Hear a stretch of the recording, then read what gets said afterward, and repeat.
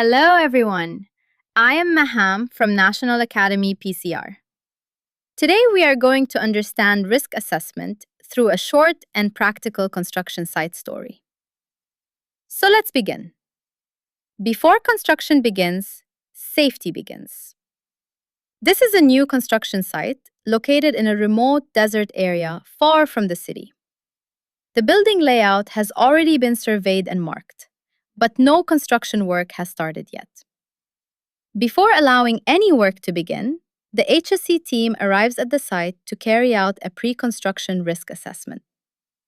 The team starts by reviewing the site layout, project plans, and the surrounding environment.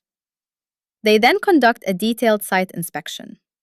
They walk through the proposed work area, observe the ground conditions, check the access routes, and identify anything that could cause harm during future construction activities.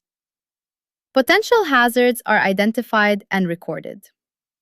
The team considers who could be harmed, how they could be harmed, and how serious the consequences could be.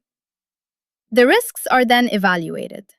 Suitable control measures are discussed to eliminate the hazards where possible or reduce the risks to an acceptable level. But remember, identifying control measures is not enough.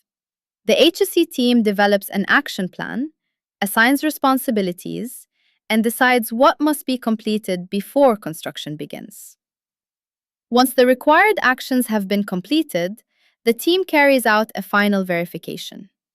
They confirm that the required safety arrangements are in place, the identified risks have been addressed, and the necessary actions have been completed. Only after this final safety review is the site considered ready for the next stage.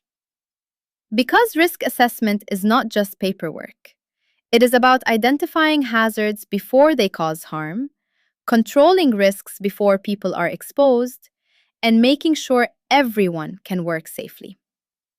So always remember, before the work starts, assess the risk, control the hazards, and make safety part of the plan from day one.